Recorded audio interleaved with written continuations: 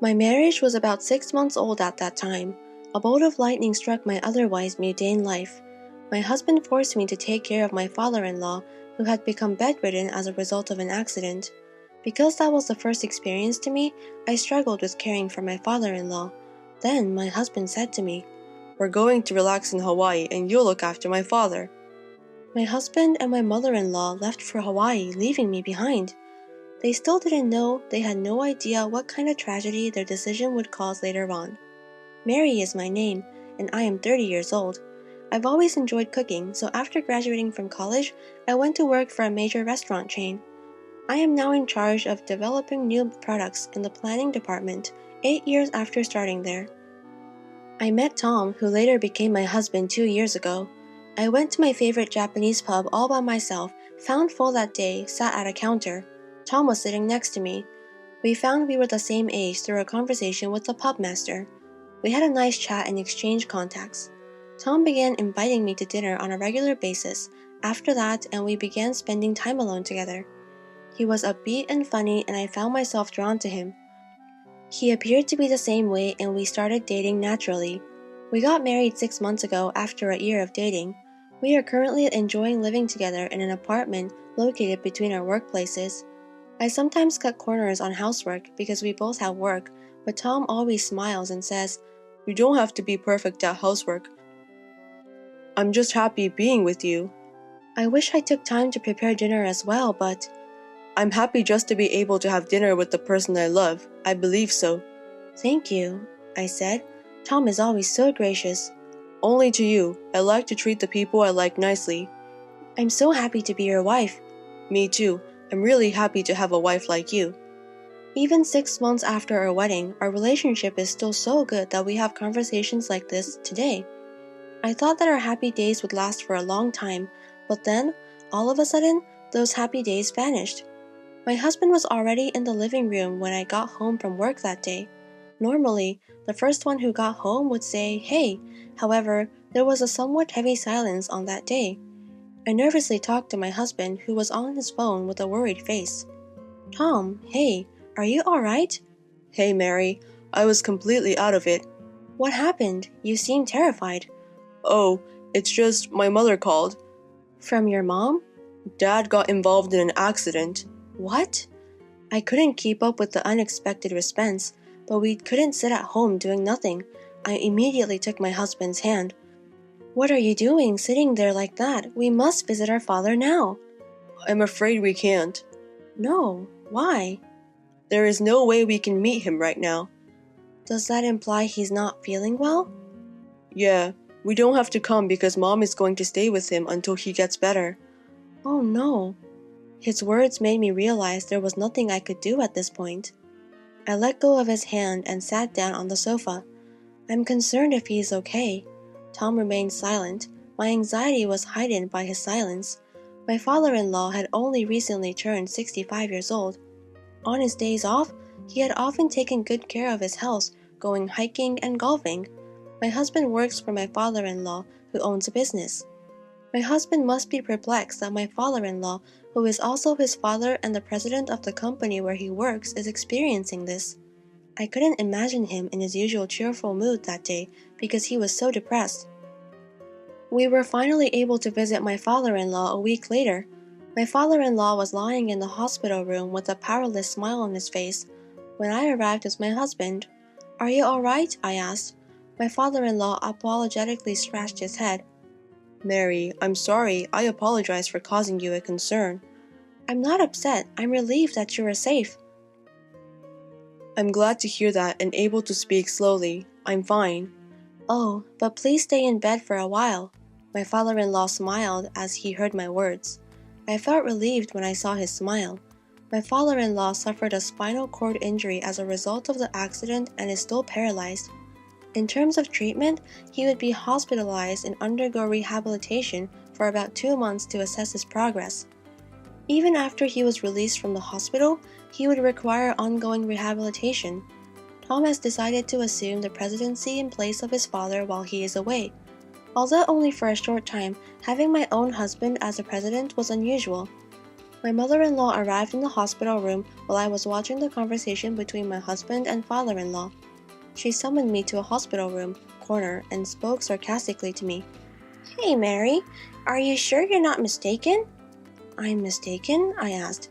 "You are, indeed. Just because Tom is president doesn't mean you can't have fun, right? Please don't take advantage of Tom." "I don't have to be concerned about that because I'm employed and well compensated." "I'm not sure. In the first place, you were aware that Tom was the boss's son. What a vile young lady!" The mother-in-law smirked and said those words matter-of-factly, but it was her imagination, not reality. I didn't realize Tom was the president's son until we were dating for a while. As a result, my mother-in-law has been sarcastic toward me since the start of our marriage. I didn't want to be misunderstood and hated her one-sidedly, so I snapped at her on the spot. "I didn't ask him for money. Tom's personality captivated me." "What? What are you on about? You speak to me as if you know who I am." "That is correct. Nothing would be misunderstood by you." "I'm not sure. Whatever you say, I will never approve of you." "Oh no." My father-in-law, perhaps noticing our conversation, and asked, "What's wrong?" "It's nothing," my mother-in-law said, glaring at me. My mother-in-law's words and actions made it clear that she adored Tom. She probably thought I'm a woman who approached her son for money because we married after only a year of dating.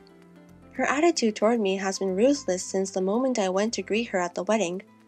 But under that circumstances, I never expected my mother-in-law to be so sarcastic towards me. My husband also adored her troublingly. He said something like this a few days later. "Mary, you're aware that my father will be released from the hospital the month after next, right? We'll be returning to my parents' house at that time." "Wait a minute," I said. "Why are you suddenly saying so?" "That was suggested by Mom. This is a good time for us to move in together," she said. "Mom can't live with my father by herself." "But it's not easy to do that so quickly." "What are you on about? We're all in this together," Mom says to me. "That is so thankful." I was perplexed, but he stated unequivocally, "Anyway, that is a decision. Simply get your belongings packed in time for the move-in." "Wait, I won't be able to commute to work if I move to your parents' house. We had trouble finding an apartment near our workplaces." "Isn't it only 5 stops by train from my parents' house? You're very fortunate to be able to sit on the train in the morning." It appeared that my husband and mother-in-law had already decided to live together. After that, I asked my husband several times if we wanted to avoid moving in together, but they paid no attention to me. My husband became more devoted to my mother-in-law than ever before. On the other hand, his words and actions towards me became increasingly harsh. He was giving me another nagging lecture every single day. "How's the packing coming along? I won't be able to take time off work on the day of the move, so you will fill in for me, okay? You will be in charge of all household duties and Dad's care. Don't make my mother suffer." Even before the move, I was mentally overwhelmed by such remarks. The company was in the midst of a busy season, and I was juggling work and moving preparations. I was physically and mentally exhausted. 2 months later, the move was completed successfully, and my father-in-law was released from the hospital. I hardly had time to breathe, but I started a new job as a caregiver of my father-in-law. I got up at 4 a.m. to prepare breakfast and do laundry at the same time. Following that, I flew to my father-in-law to give him a morning massage and change his clothes. I had to finish breakfast before my husband and mother-in-law did, and once I was done, I helped my father-in-law with his meals. I finally left for work after everyone had finished their breakfast. Despite all of my caregiving and housework, my mother-in-law was not pleased. She would always try to prevent me from going to work in the morning. "Mary, do you have a minute?" I apologized to mother-in-law. "I have to leave right now." "What are you on about? I'd like to make a complaint about your breakfast. That is why I am speaking to you." "When I get back, I'll reach out to you. Now I'm going." "Don't argue with me. Just sit there." "No." "Come on, take a seat." My headache began with my mother-in-law's yelling. I started having heart palpitations and headaches whenever my husband or mother-in-law gave me an unreasonable sermon at the time. However, responding to them was counterproductive. The quickest way to complete tasks was to remain silent. Because of my mother-in-law's sermons, I was always barely on time for work. My coworkers were concerned about my tardiness because I had never been late before. 3 months had passed since my father-in-law left the hospital. I didn't have time to catch my breath because I was so busy. I had to prepare dinner as soon as I got home from work. My husband scorned the dishes I had hurriedly prepared in the limited time available. "What's the deal, Mary? I come home exhausted and you want to have fish? Are you sure?" I apologized. I had to leave the kitchen to clean up my father-in-law, so I made boiled fish. "You should make something that will increase my stamina. I'm not interested in boiled fish." My husband took out a cup of noodles and began to fill it with hot water. As she watched me fall silent, my mother-in-law smirked. Depressed, I went to my father-in-law and dressed for the evening. Then, perhaps noticing my predicament, he inquired worriedly, "Mary, you appear pale. Are you all right?" "I'm fine. I've been a little preoccupied with work." "Is that it? I've been hearing a lot of yelling from my wife and Tom lately." "It's entirely my fault. I'm not particularly talented in many areas." "I don't think you look like that." I tried my hardest not to worry my father-in-law by smiling and lying. That's what I only could do to keep my spirits up. The truth was that I'd always wanted to get out of there, but what if I left now? What would happen to my father-in-law? I couldn't just throw it all away after thinking about it. I had days off from work at the end of the year, but that didn't stop me from doing house cleaning. My husband made an outrageous statement on New Year's Eve. "My mother and I are currently on our way to Hawaii." "What? Hawaii?" "I spent a long time discussing it with my mother. We've been discussing it for quite some time." "Wait a second. Think about the situation your father is in." "He is okay with you being here. You're also off work, so you should do something." With a triumphant expression on their faces, my husband and mother-in-law showed me their large carry-on cases. They must have found my perplexity amusing because they tried hard not to laugh. The trip's first day, as they were leaving the house, my husband said simply, "Well, you're going to take care of my father.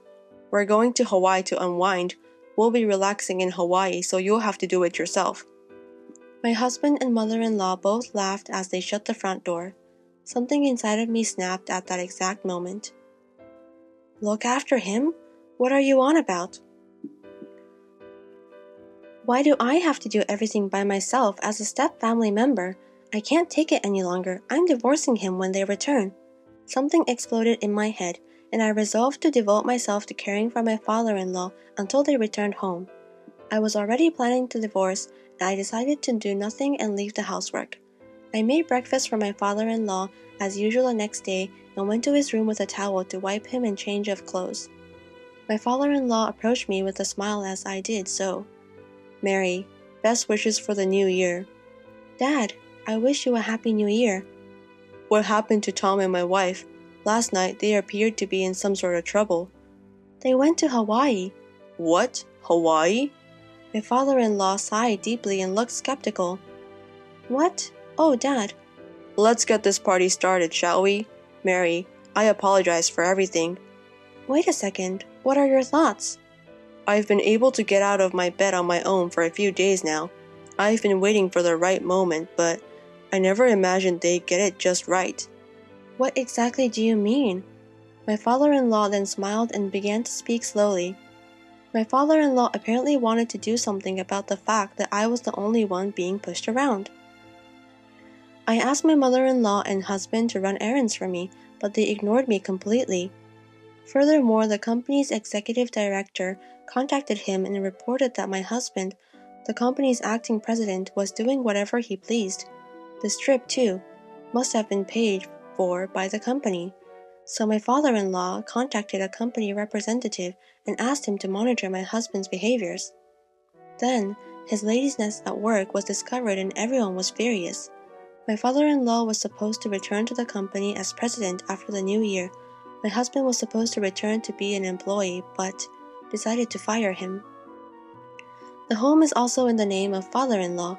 While they were away, we changed the locks and devised a strategy to keep them out when they returned.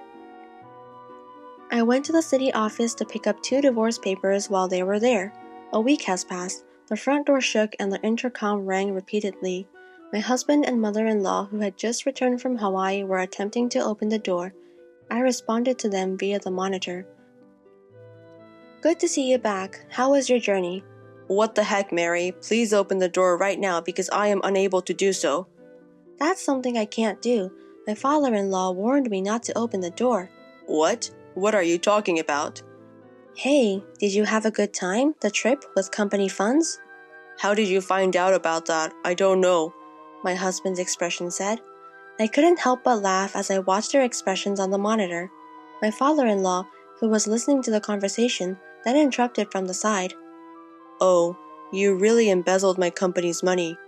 "Dad, why? You aren't supposed to be able to stand."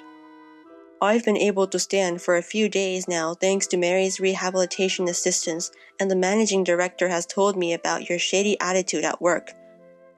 "Who is the managing director? No, Dad, no, nothing was done by me."